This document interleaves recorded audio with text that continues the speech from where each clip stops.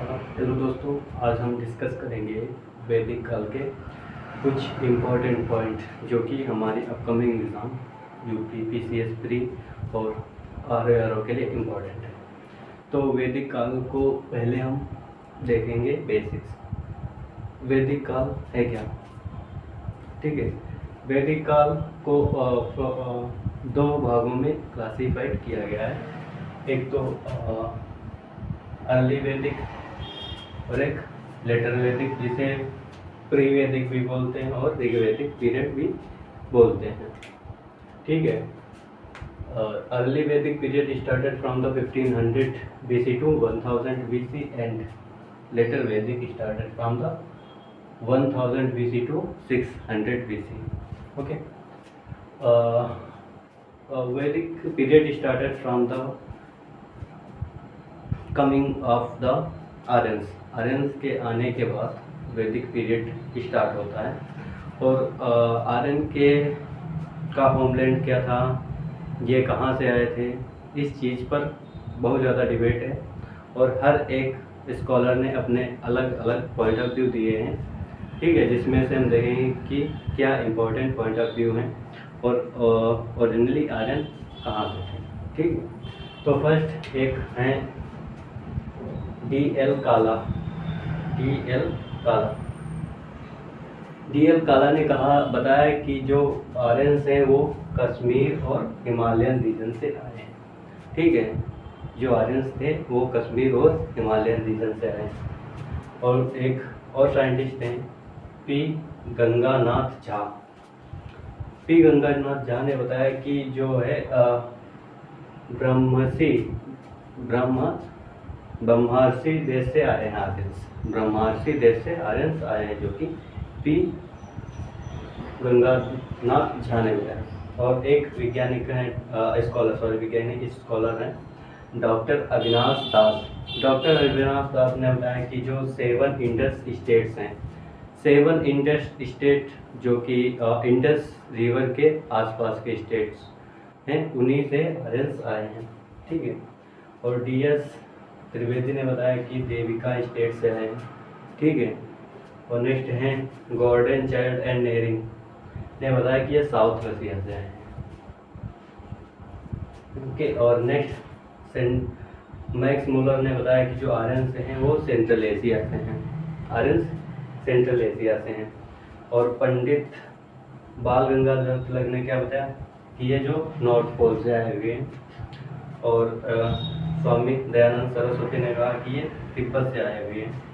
और गाइल्स ने बताया कि ये जो आर्यंस हैं वैली ऑफ डेन्यूब रिवर, ठीक है, डेन्यूब रिवर से आए हुए हैं। और हैट और पेंका ने बताया कि जो जर्मनी आर्यंस है वो जर्मनी से है। तो हम देख सकते हैं कि आर्यंस के होमलैंड के बारे में बहुत ज़्यादा डिबेट है, सबके अलग अलग ओपिनियंस हैं।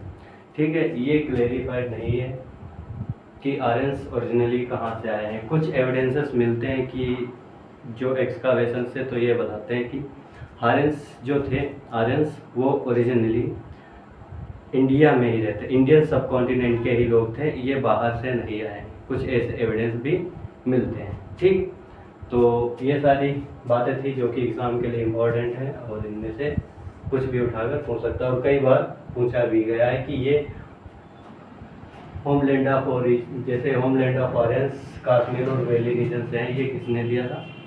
तो आप बता सकते हैं डी.एल. काला ने। ठीक है, आर्यंस का मीन्स क्या होता है? आर्यंस का मतलब क्या होता है? ये ग्रेट और हाई बोर्न पीपल होते हैं। आर्यंस जो होते हैं वो ग्रेट और हाई बोर्न पीपल माने जाते हैं। ठीक है, और ये नोबल मैन होते थे, नोबल मैन या ग्रेट मैन या हाई बोर्न पीपल को ही आर्यंस बोलते थे। ठीक है, नेक्स्ट हम बात करते हैं वैदिक लिटरेचर। वैदिक लिटरेचर्स ये श्रुति लिटरेचर्स होते हैं। देखो, लिटरेचर्स जो होते हैं वो 2 प्रकार के होते हैं, एक श्रुति लिटरेचर्स, एक स्मृति लिटरेचर्स। श्रुति जो कि डायरेक्ट सुन करके उन्हें लिखा जाता है, और स्मृति जो अपने स्मरण और अपनी थिंकिंग से और ऑब्जर्वेशन से लिटरेचर्स लिखे जाते हैं। ठीक है, सूफी टेक्स्ट या लिटरेचर्स की जब हम बात करते हैं तो ऋग्वेद, सामवेद, यजुर्वेद और अथर्ववेद। ऋग्वेद, सामवेद, यजुर्वेद और अथर्ववेद, ये चारों को मिलाकर हम बोलते हैं वेदांत त्रयी। ये चारों जो हमारे वेद हैं इनको एक साथ कंपाइल करके हम बोलते हैं वेदांत त्रयी।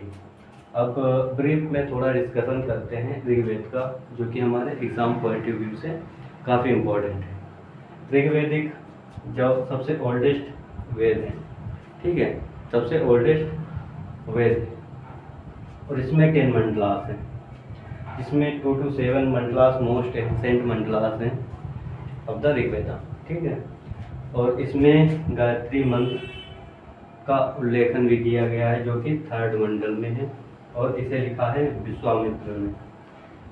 जो गायत्री मंत्र है 3rd मंडल में लिखा किसने? विश्वामित्र ने।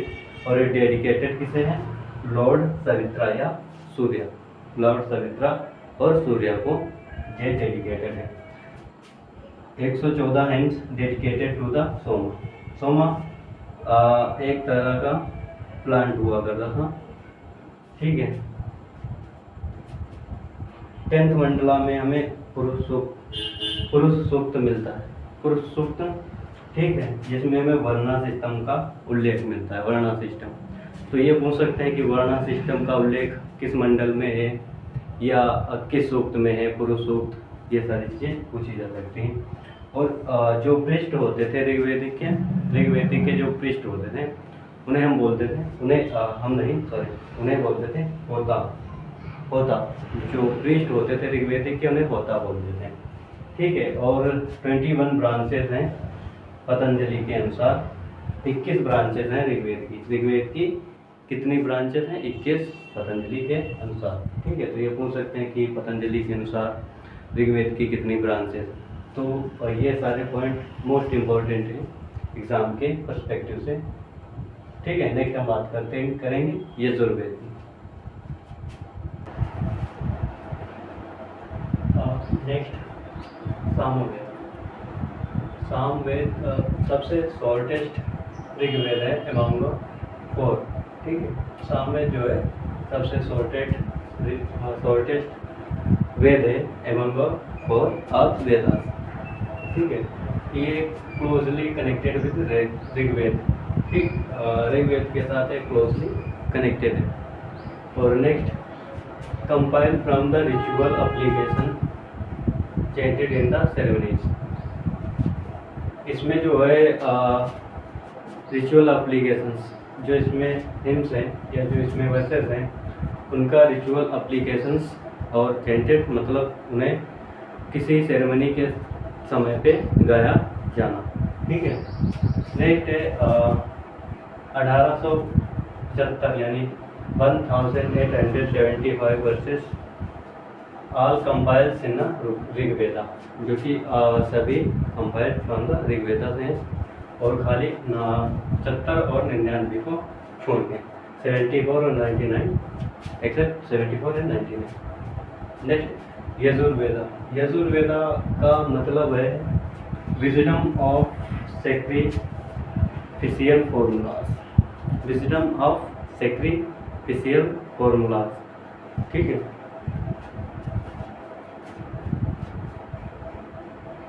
संहिता ऑफ द यजुर्वेदा डिवाइडेड, जो यजुर्वेदा है, यजुर्वेदा का Samhita of Yajurveda divided into Shukla Samhita Yajurveda and Krishna Samhita Yajurveda.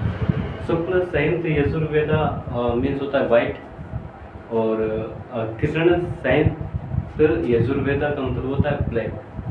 और जो शुक्ल संहिता यजुर्वेदा है वो केवल पोएटिक फॉर्म में ही है, ठीक है। बल्कि लेकिन जो कृष्ण संहिता यजुर्वेदा है, संहिता यजुर्वेदा, वो पोएटिक एंड प्रोज दोनों फॉर्म में है, ठीक है। तो ये पूछ सकता है कि कौन सा मतलब पोएटिक फॉर्म में है, कौन पोएटिक और प्रेस दोनों फॉर्म में, शुक्ल या कृष्ण, ठीक है। नेक्स्ट है अथर्ववेदा। पृष्ठ जो इसके अथर्ववेदा में जो पृष्ठ गाते थे, जो चैंटिंग करते थे, उन्हें हम कहते थे ब्राह्मण। उन्हें उस टाइम पे ब्राह्मण कहा जाता था। और प्रेफरेंस इसमें कुछ महाजनपद का प्रेफरेंसेस भी है अथर्ववेदा में, ठीक है। जैसे कि इसमें अंग महाजनपद और Magadha along with the Gandhari and Mujavat, ठीक है। अंग महाजनपद और मगध महाजनपद का इसमें उल्लेख मिलता है, इसमें हमें अथर्ववेदा में। और ठीक है, नेक्स्ट है शतपथ ब्राह्मणा।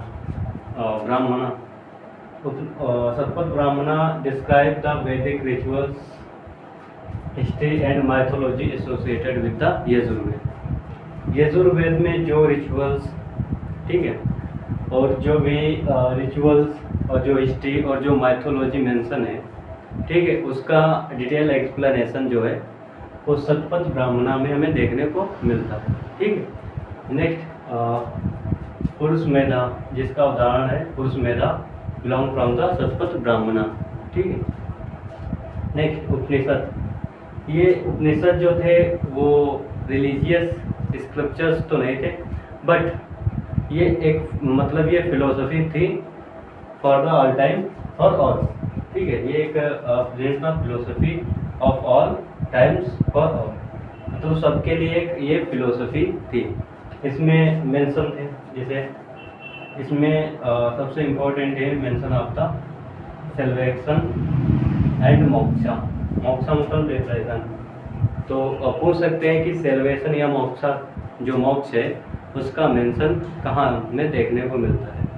तो हम बात करेंगे किसमें, उपनिषद, ठीक है। जो उपनिषद है उसमें हमें सेल्वेशन और मोक्ष का देखने को मिलता है। मोक्ष का मतलब है liberation, liberation from the cycle of the life and death, liberation from the cycle of the life and death, that is the means of moksha, ठीक।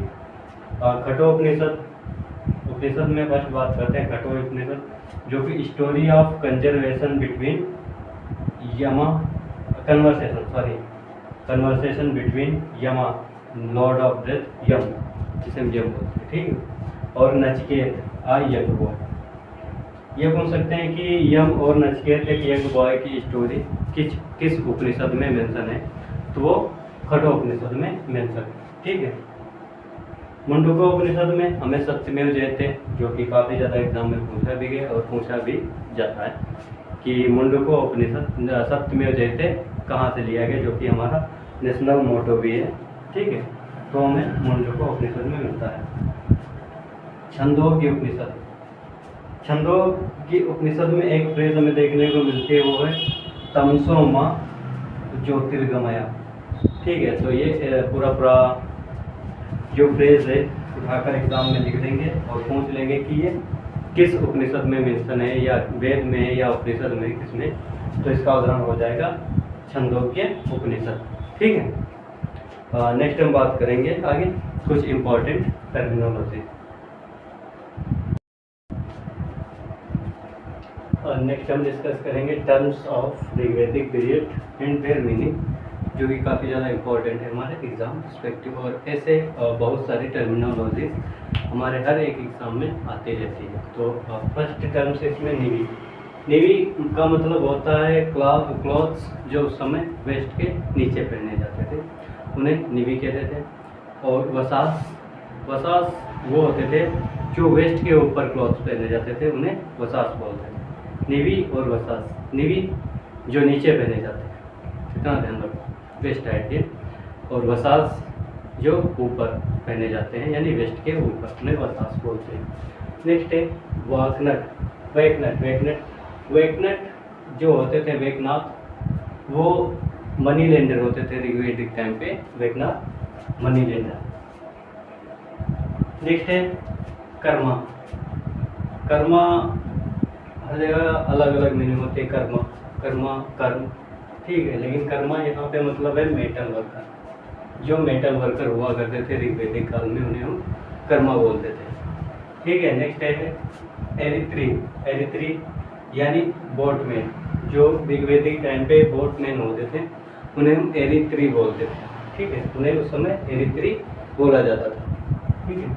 नेक्स्ट है पुरोहित, जो एडवाइज़र ऑफ द किंग होते थे उस समय पे, जो पुरोहित होते थे वो किंग को एडवाइस करते थे। नेक्स्ट है सेनानी। सेनानी जो होते थे हेड ऑफ द आर्मी हुआ करते थे ऋग्वैदिक टाइम पे। ठीक है, नेक्स्ट है Gramin. Gramin head of the village हुआ करते थे ऋग्वैदिक टाइम पे। और महिषी वाइफ ऑफ द किंग। मान लो पूछ सकता है कि इसमें महिषी का मतलब क्या है ऋग्वैदिक काल में। महिषी का मतलब क्या था, तो इसे वाइफ ऑफ द किंग। बागदूत। बागदूत वो जो होते थे जो टैक्स कलेक्ट करते थे, टैक्स कलेक्टर होते थे, उन्हें बागदूत बोलते थे। नेक्स्ट है अक्षवाप। अक्षवाप अक्षवाप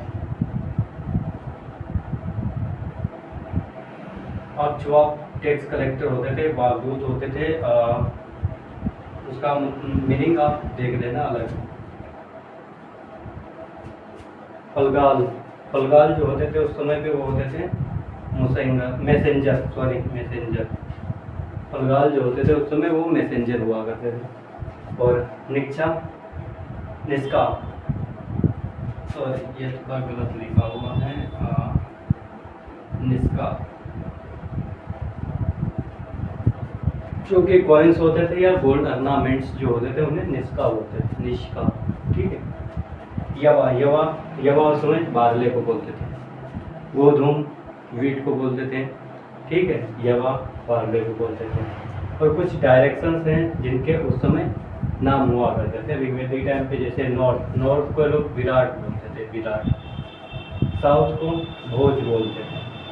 ठीक है, ऋग्वैदिक काल में जो नॉर्थ होता था उसे विराट बोलते थे और जो साउथ होता था उसे भोज बोलते थे। और ईस्ट को सम्राट बोलते थे, ईस्ट सम्राट होता था। और वेस्ट स्वराट। और जो सेंट्रल होता था, सेंटर होता था उसे राजा बोलते थे। तो ये डायरेक्शन थी उस समय की। कुछ समरी के इम्पोर्टेंट पॉइंट हैं जो हमारे टेक्स्ट जो वेदास हैं उनके, जो कि एग्जाम में पूछे जाते हैं।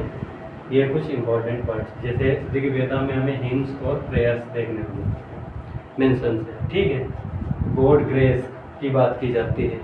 और ऐतरिया का भी जिक्र किया जाता है। सामवेदा में हमें देखने को मिलता है musical hymns. Samaveda mostly dedicated to the music, musical hymns या म्यूजिक। ठीक है। और पंचविशा, ये दो चीज़ें सामवेदा से रिलेटेड। यजुर्वेदा में हमें कुछ चीज़ें देखने को मिलती है, जैसे हिम्स हैं and rituals. Hymns and rituals जो यजुर्वेदा में। और सेक्रीफिशियल प्रोसेस इसमें है, ये यजुर्वेदा में। और शतपथ ब्राह्मणा भी इसी में मेंशन है। ठीक है, शतपथ ब्राह्मणा में क्या है कि जो हमने पीछे देखा है उसमें जो रिचुअल्स, हिस्ट्री और जो रिलीजियस सेक्रीफिशियल्स हैं उसकी प्रोसेस दी रखी है शतपथ ब्राह्मणा में। ठीक है। और ये पॉइंट सारे एग्जाम में पूछे जाते हैं। और अथर्ववेदा में चार्म्स एंड स्पेल्स हमें देखने को मिलते हैं, मेडिसिन्स के बारे में और वोक्ता के बारे में देखने को मिलता है। ठीक है। नेक्स्ट है इसमें रिलीजन। अर्ली वैदिक टाइम का जो रिलीजन था वो पॉलीथेस्टिक था। पॉलीथेस्टिक मतलब ये लोग वर्शिपिंग ऑफ गॉड करते थे, जिसमें ईश्वर की पूजा करते थे और वो बहुत ज़्यादा इंटेंस फीलिंग से करते थे। वो भी वर्शिप जो करते थे वो नेचर की करते थे, नेचर। ठीक है, नेचर और यजनास ज़्यादा परफॉर्म करते थे नेचर में। जैसे ये वरुणा का, सूर्य का, इंद्र का, विष्णु का, ये सभी वर्शिपिंग गॉड हुआ करते थे वैदिक टाइम पे। ठीक है। नेक्स्ट है gods with natural intense. Nature with जो वर्शिपिंग ऑफ गॉड्स थे वो नेचर विद इंटेंस फीलिंग, जो इंटेंस फीलिंग के साथ ये नेचर की वर्शिपिंग करते थे और यजनास परफॉर्म करते थे। नेक्स्ट है believe in sacrifice and rituals. ये सेक्रीफाइस और रिचुअल्स में बिलीव करते थे। तो I think this is all about important points that's all important for the all exams and it will help you to improve your knowledge and good score in your exams. So आज के लिए इतना है. Thank you for watching. Don't forget to like, subscribe and share.